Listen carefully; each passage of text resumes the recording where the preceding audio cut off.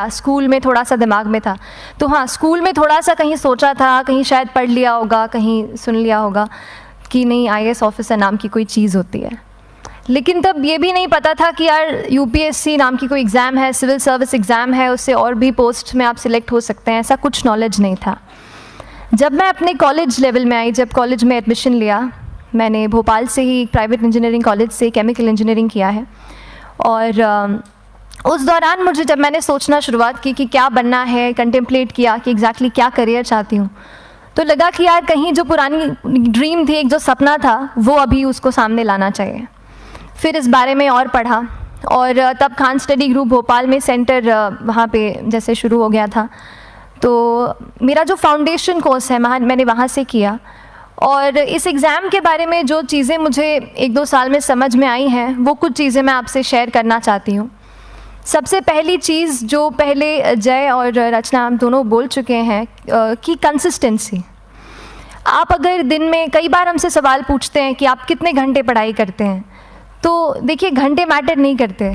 कोई 17-18 घंटे हमें नहीं पढ़ना है, इतना हम पढ़ भी नहीं सकते। एक दिन पढ़ सकते हैं, दूसरे दिन नहीं पढ़ पाएंगे। 5 से 6 घंटे ही आपको देने हैं या उतने निकालने हैं, पर वो कंसिस्टेंटली आपको रोज़ उतना ही अपने पढ़ाई को देना है। Consistency is the key, that is the first and the most important thing जो आपको ध्यान में रखनी है।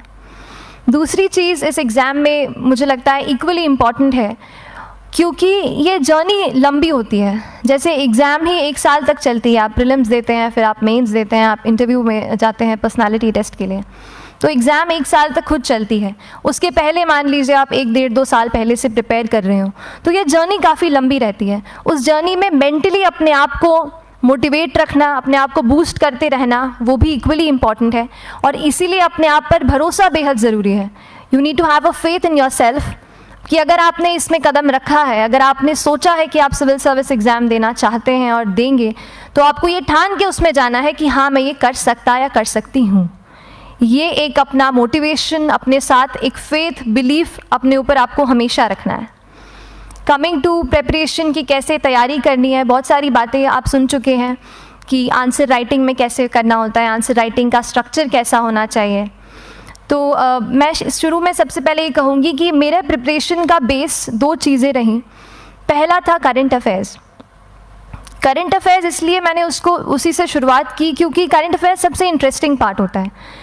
कई बार आपको हिस्ट्री कभी बोरिंग लगेगी, कई बार आपको लगेगा ज्योग्राफी इतना, कभी हर किसी के अपने अपने फेवरेट्स होते हैं। तो मुझे वो 2 सब्जेक्ट्स लगते थे कि यार इतना मन नहीं करता है, लेकिन न्यूज़पेपर्स और करंट अफेयर्स में जो भी नया चल रहा है वो मुझे हमेशा इंटरेस्टिंग लगता था। इंटरनेशनल रिलेशंस में क्या हो रहा है, क्या सोशल रियलिटीज़ हैं, कहाँ क्या हुआ, उसका क्या इम्पैक्ट पड़ेगा एडमिनिस्ट्रेशन पे और हमारे कंट्री पे, तो उसको आप अपना एक बेस बना सकते हो। आप करंट अफेयर्स बेस्ड प्रिपरेशन कर सकते हैं, इसलिए भी क्योंकि अगर आप मेंस एग्ज़ाम देखेंगे तो काफ़ी डायनामिज्म आ गया है, केवल प्रीलिम्स में नहीं बल्कि जनरल स्टडीज़ पेपर 2, पेपर 3 में भी आप देखेंगे कई सारे ऐसे सवाल हैं जो करंट इवेंट्स से इंस्पायर्ड होते हैं, उन पे बेस्ड रहते हैं। तो जब आप न्यूज़पेपर बेस्ड, करंट बेस्ड पढ़ाई करते हैं तो वो आपका प्रिपरेशन वहाँ से भी कवर हो सकता है। दूसरी जो चीज़ मैंने जिस पे बहुत फोकस किया वो थी आंसर राइटिंग। तो आंसर राइटिंग का जैसे खान सर बता रहे थे कि आंसर राइटिंग की प्रैक्टिस बहुत की, तो उसके पीछे मेरा ये था कि जब मैं हमेशा प्रीलिम्स का कोई भी पेपर टेस्ट देती थी, हम मॉक टेस्ट देते हैं, तो मॉक टेस्ट देती थी तो हमेशा मेरे मार्क्स करीब 90 to 110, 120, इससे ऊपर मेरे कभी मार्क्स नहीं जाते थे। तो मुझे हमेशा ये डर था कि यार प्रीलिम्स में कहीं मेरा कुछ, क्योंकि कट ऑफ भी इसी कुछ रेंज में जाता है, तो हमेशा लगता था कि यार कुछ गड़बड़ यहाँ ना हो जाए।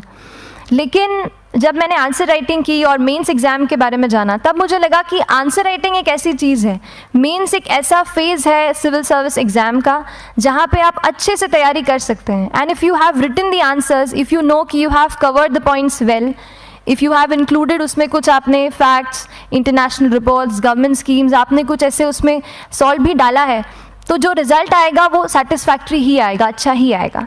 तो मेंस एक ऐसा पार्ट है जिस पे आप काफ़ी बैंक ऑन कर सकते हो। मैं जब पर्सनालिटी टेस्ट भी मैंने दिया, तो इस बार भी आप नंबर्स देखेंगे तो आसपास की रैंक के हिसाब से मेरे नंबर्स उसमें कम हैं, लेकिन it is just the general studies and the answer writing part, जो मेंस के जो वो है मार्क्स हैं या मेंस का जो एक फैक्टर रहा, वो मेरे लिए सबसे ज़्यादा इंपॉर्टेंट डिसाइडिंग फैक्टर रहा है। तो अपना एक्सपीरियंस यही बताऊँगी कि आंसर राइटिंग पर आप विशेष फोकस कीजिए। जैसा स्ट्रक्चर आपको बता ही चुके हैं कि इंट्रोडक्शन में कैसे आपको शॉर्ट रखना है, बॉडी एंड देन कंक्लूजन। उसमें छोटी चीज़ जैसे मैं अभी मेंशन कर रही थी, आप एक इंश्योर कीजिए कि देखिए जो भी एग्जामिनर आपकी कॉपी चेक कर रहे हैं वो दिन में 10, 15, 20 कॉपीज़ चेक कर रहे हैं, तो उन सब से आपको अलग कैसे आप अपनी कॉपी दिखा सकते हो, ये चीज़ आपका प्रेजेंटेशन और आप जिस तरीके से आंसर लिखते हो कंटेंट को, वो मैटर करेगा। आप इंश्योर कर सकते हैं कि आपके आंसर में कुछ फैक्ट्स, गवर्नमेंट की स्कीम्स, कुछ कमिटीज़ बैठती हैं, जैसे एक प्रिवेसी पे justice BN Shri Krishna committee की रिपोर्ट आई है, तो आप मान लीजिए आपको कोई प्रिवेसी पे सवाल आ गया तो आपने उन कमेटी का नाम कोट कर दिया। ऐसे बहुत सारी कमिटीज़ होती हैं। कुछ इंटरनेशनल रिपोर्ट्स आते हैं, वो आप इनके बारे में लिख सकते हैं। इंडिया का मैप आप बना सकते हैं। मैंने सीख लिया था कि 10-15 सेकेंड्स में कैसे जल्दी से मैप बनाना है और उस पर कैसे पॉइंट कुछ करना है, कुछ लोकेट करना है। तो ये कुछ ऐसी चीज़ें हैं जो आपके आंसर्स को एनरिच करेंगी और प्रेजेंटेबल बनाएंगी। तो इस तरीके से आंसर्स पे जैसे हम क्लास करते हैं, लेकिन उसके साथ साथ आपको ये कोशिश करनी है कि 1 से 2 आंसर पर डे आपको ज़रूर लिखने ही लिखने हैं, apart from the test series that you are doing. Answer writing से 2-3 चीज़ें होती हैं, ना केवल हमारी एक लिखने का हमें समझ आता है हम क्या लिखते हैं कैसा है, पर हमारा कॉम्प्रिहेंशन भी इम्प्रूव होता है। हमें कितना समझ में आया वो भी हमें खुद समझ आता है जब हम आंसर्स लिखते हैं। और इसीलिए आंसर राइटिंग पे आप फोकस कीजिए, 1 से 2 आंसर ज़रूर लिखिए। और आंसर राइटिंग के बाद the third pillar of my preparation जो काफ़ी इंपॉर्टेंट जिसने रोल प्ले किया, that was tests and test series and mocks. देखिए हम पढ़ रहे हैं यहाँ पर, I will also come to the point कि हम कैसे दिल्ली, भोपाल और इंदौर में प्रिपेयर करके बिना दिल्ली जाए हम कैसे कर सकते हैं। I will come to that point, पर उसके पहले टेस्ट की थोड़ी बात कर लेती हूँ कि टेस्ट देना क्यों ज़रूरी है। हम ये जो एग्ज़ाम दे रहे हैं सिविल सर्विस की, ये एक ऑल इंडिया लेवल एग्ज़ाम है and this cut throat competition. तो उसके लिए आप केवल पढ़ते रहें, सारी बुक्स, मटेरियल्स, स्टैंडर्ड ये करंट का सब पढ़ लें, लेकिन अगर आप ये नहीं जज कर पाए कि आपका क्या लेवल है at an all India level, तो चीज़ें समझ में आप नहीं, मतलब आप आगे नहीं बढ़ पाएंगे या सही डायरेक्शन नहीं पकड़ पाएंगे। तो इसलिए आप टेस्ट से घबराइए मत। कई बार टेस्ट का इनर्शिया होता है, ऐसे लगता है कि जब तक पूरा सिलेबस कंप्लीट नहीं कर लूँ तब तक टेस्ट नहीं दूंगा, लेकिन सच में बात ये होती है कि जब तक हम GS के मतलब पेपर देने अंदर भी घुसते हैं ना, तब भी उस सेकंड पे लग रहा होता है कि कुछ छूट गया है हमारा। तो ये चीज़ होगी ही, इसीलिए ये मैं कभी मत सोचिए कि जब तक पूरा सिलेबस नहीं कर लूँ टेस्ट नहीं दूंगा। जैसे आपका एक थोड़ा बेस बन जाता है प्रिपरेशन का, आप टेस्ट दीजिए, चाहे वो प्रीलिम्स का MCQ का टेस्ट हो या मेंस का राइटिंग स्किल की प्रैक्टिस हो, टेस्ट पे आप फोकस कीजिए। उसके बाद टेस्ट केवल देने के लिए नहीं देना है, उसको एनालाइज भी अच्छे से करना है। When you get the answer hints, when you get the answer keys, analyse properly कि आपकी क्या गलती हुई है और उससे भी सीखने की कोशिश कीजिए कि क्या कुछ नया मुझे इस टेस्ट पेपर से या इस आंसर कॉपी से मिल सकता है। तो इस तरह से टेस्ट पे भी आप फोकस कीजिए। And I will come lastly to the point कि जब मैंने प्रिपरेशन शुरू की थी अपने कॉलेज के 2nd ईयर 3rd ईयर आते आते, तो मन में बहुत सारे फियर्स थे। मैं भी एक नॉर्मल फैमिली से हूँ, मेरे फैमिली में किसी ने आज तक सिविल सर्विस का पेपर भी नहीं लिखा था, तो मन में बहुत सारे फियर्स थे, डाउट्स थे, क्या होगा, कैसे होगा। तो हो सकता है आपके मन में भी ऐसा हो। और हम जैसे यहाँ रहते हैं, हम सोचते हैं कि दिल्ली जाना तो सबसे ज़रूरी है, उसके बिना तो ये एग्ज़ाम हो ही नहीं सकती। तो उस पर मैं एक चीज़ बताना चाहूँगी कि जैसे KSG जैसे इंस्टीट्यूट हैं, जो फैकल्टी भी हमें वही मिलती है जो दिल्ली में पढ़ा रहे हैं, तो ये एक बहुत पॉजिटिव पॉइंट है कि क्वालिटी का कोई दिक्कत नहीं आएगी। बस एक चीज़ है, आप ज्वाइन करते हैं class, that will only provide you a direction. वो आपका रास्ता दिखा सकते हैं आपको कि इस रास्ते पर आपको चलना है, लेकिन चलना उस रास्ते पे आपको खुद है। You have to work on your own. कभी ये मत सोचिए कि मैं वहाँ नहीं जा पा रहा हूँ तो नहीं हो सकता, यहाँ है, तो हम एक्सक्यूज़ेस बनाते हैं, कई बार चैलेंजेस आते हैं। तो मैंने कॉलेज के साथ प्रिपरेशन की, तो उसमें भी काफ़ी दिक्कत आती थी। कभी कभार कॉलेज की एग्ज़ाम होती थी तो इसमें मैं अपना उतना वक्त नहीं दे पाती थी। तो उस मोमेंट पे फिर प्लानिंग ने मुझे बहुत हेल्प किया कि हम किस तरीके से अपने कॉलेज के एग्ज़ाम के लिए प्लान कर लें। जैसे मैंने इंजीनियरिंग की है और मुझे पता है कि हम इंजीनियर्स 1 महीने से ज़्यादा पहले से पढ़ते नहीं हैं। पढ़ते हैं क्या? तो वो चीज़ आप ध्यान रख सकते हो, उसको अपना स्ट्रॉन्ग पॉइंट बना सकते हो। 1 से 1.5 महीना जब exam is approaching, I use to plan my entire syllabus का प्रिंट आउट निकाल के I use to make my notes, उस तरीके से उसको मैं उसको संभाल लेती थी।